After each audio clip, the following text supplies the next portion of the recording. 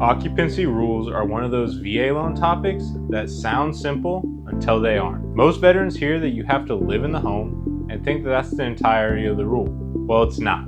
The occupancy requirement has specific definitions, real exceptions, and a few situations that can genuinely complicate a refinance or a purchase if you don't understand what the VA actually requires. So in this video, I'm breaking down exactly what the VA's occupancy rules are, who they apply to, what the exceptions look like, and where the veterans tend to run into problems.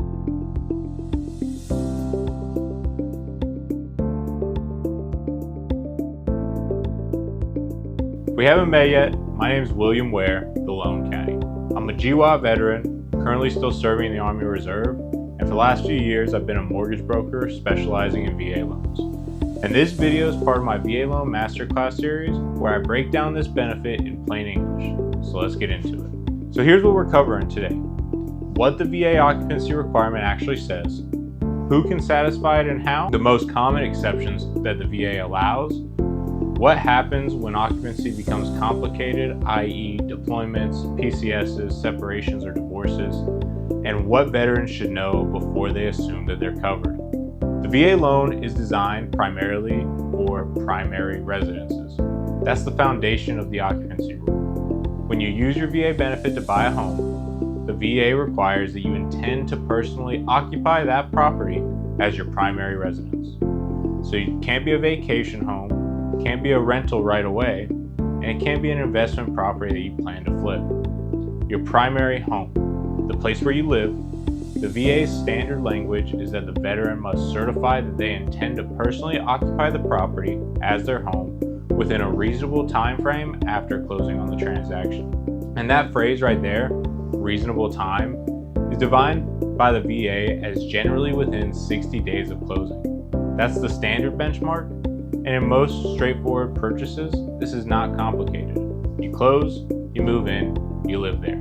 Done. But life for veterans and active duty service members is rarely straightforward, and that's where some of the exceptions come up. The VA recognizes that military life does not always allow a veteran to walk through the front door 30 days after they close. So there are some situations where occupancy requirements can be satisfied in ways that aren't the standard move-in scenario. Delayed occupancy due to repairs or construction. If the home is being built or requires repairs before it's livable, the VA may allow a delayed occupancy timeline. The key here is that the intent to occupy must still be genuine, and the delay must be reasonable and documented. Occupancy by a spouse or dependent child is also possible, and this is one of the most important exceptions, because if the veteran cannot personally occupy the property due to active duty orders, deployments, or other military-related reasons, a spouse or dependent child can satisfy the occupancy requirement on behalf of that veteran. This is a legitimate and commonly used exception. It's not a workaround. It's built straight into the VA's guidelines, specifically because of the reality of military service. Active duty and deployments are another situation where an exception may come up. If you are deployed or on active duty orders that prevent you from personally occupying the home, your spouse's occupancy satisfies that requirement. If you're single and you get deployed, the situation gets more nuanced and needs to be discussed specifically with your lender. PCS situations are another big one, or permanent change of station orders, because they create a specific challenge.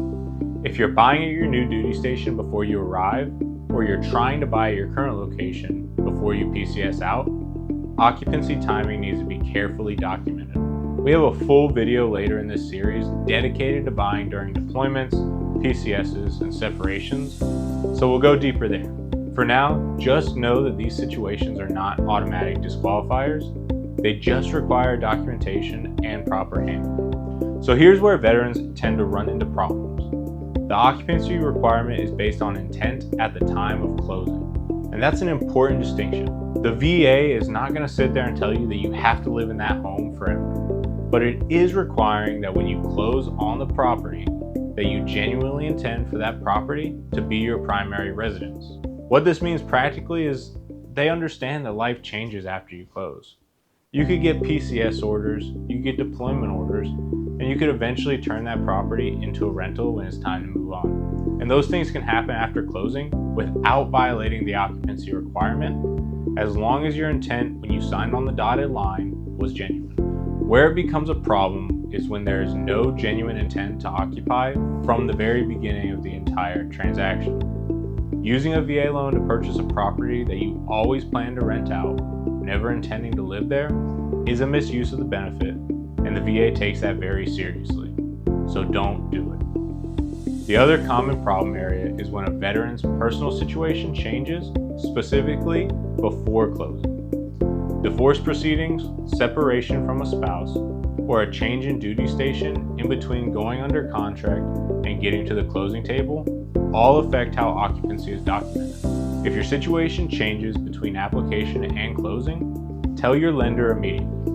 Trying to close on a loan with stale or inaccurate occupancy information creates real problems later on. So here's the strategy piece of it all. If you're active duty or reservist, have a direct conversation with your lender about your current orders and your realistic ability to occupy the property within 60 days. Never assume that your situation doesn't fit the standard timeline without discussing it. If you're married and cannot personally occupy due to military obligations, confirm that your spouse's occupancy will be well documented and accepted under the loan guidelines. If you're deploying soon, after you purchase, get your situation in writing and make sure that your lender understands the timeline. If you're buying near the end of your service and transitioning out, occupancy is generally more straightforward, but then your income and eligibility documents will have their own requirements that pop up that matter just as much.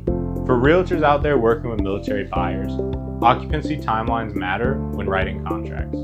If your buyer's active duty, there may be flexibility needed on the date of possession. Understanding that up front prevents contract problems later on. And here's where people get this wrong. Some veterans hear 60 days and they treat it like an absolute hard wall that cannot be moved under any circumstances. However, that's not accurate. The 60-day benchmark is a general standard. The VA's own guidelines acknowledge that in certain military situations, particularly with active duty service members or those who are deployed, longer timelines can be justified and documented. The key word here, though, is documented. The VA is not trying to trap veterans with technicalities. It is trying to make sure that the loan benefit is being used for its intended purpose, which is helping veterans and their families have a place to live.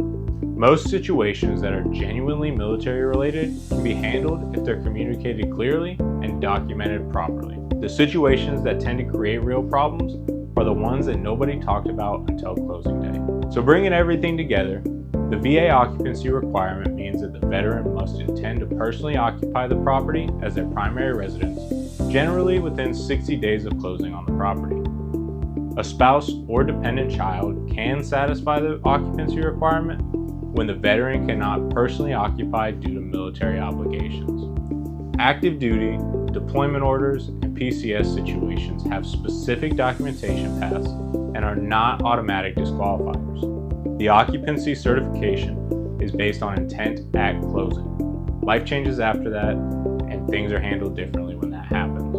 And the best approach in any non-standard situation is early communication with your lender. If you're an active duty service member or a reservist, or just a veteran with an upcoming purchase, and your occupancy situation is anything other than straightforward, talk to your lender before you're under contract, not after. The next video in this series takes on one of the most persistent topics in the VA loan space, VA loan myths. There are a lot of them out there, and sellers and realtors still believe several of them, and they cost veterans deals. We'll break down 7 of the most common ones in the next video, and I'll see you on the next hole.